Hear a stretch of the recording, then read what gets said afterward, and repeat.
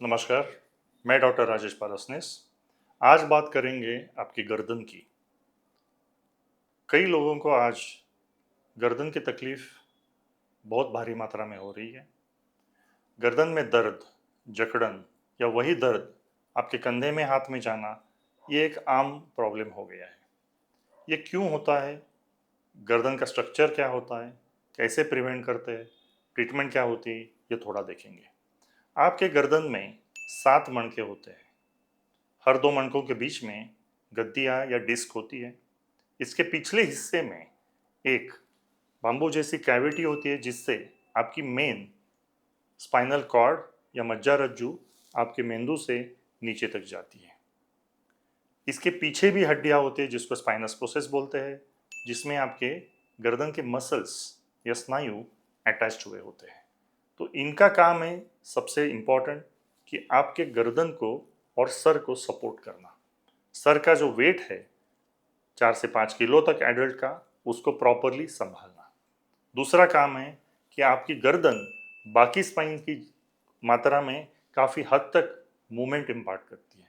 तो ये मूवमेंट सही रखना, आपकी मोबिलिटी सही रखना, ये भी सर्वाइकल स्पाइन या गर्दन का बहुत इंपॉर्टेंट काम है। तीसरा काम है कि अंदर के नसों को प्रोटेक्ट करना, जैसे कि स्पाइनल कॉर्ड और साइड से जो नसें निकलती है और हाथ को सप्लाई करती है, उसको प्रोटेक्ट करना भी स्पाइन का ही काम है। मसल्स को अटैचमेंट देके आपके गर्दन का पूरा स्टेबल स्ट्रक्चर रखना, ये भी बहुत इंपॉर्टेंट काम स्पाइन करता है। तो गर्दन के अलग अलग दर्द के कारण क्या हो सकते हैं? कॉमन कारण है, एक तो गलत पोस्चर, जिसके वजह से रोज आपके गर्दन पे लोड आके गर्दन की तकलीफ होती है।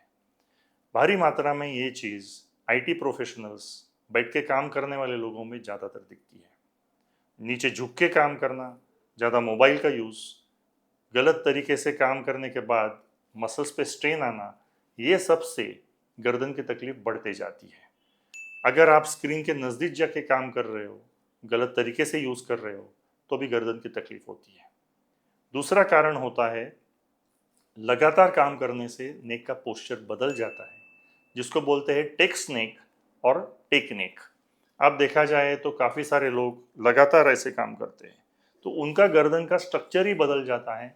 आगे से टेढ़ापन आता है, या प्रोपल्शन आगे जाके ही परमानेंटली गर्दन ऐसे रहने से रोज के काम में जो लोड आता है, इससे गर्दन की गद्दियों की भी घिसावट होती है। तीसरा कारण है आपकी गद्दियों की घिसावट, जिसको बोलते हैं डिस्क प्रोलैप्स या डिस्क हर्निएशन। एक कारण होता है कि रोज के लोड से डिस्क के या गद्दी के अंदर की जो टिश्यू है वो घिसने लगती है, वाटर कंटेंट कम होता है, डिस्क कोलैप्स होके जो गैप है वो कम हो जाती है, और उसके कारण से गर्दन के सारे मसल्स टाइट होते हैं, गर्दन में दर्द होता है। कई बार इसी से साइड के मसल्स टाइट रख के आपको पूरी तरह स्टिफनेस भी आएगा, और जरा भी झुक के काम किया तो दर्द होगा।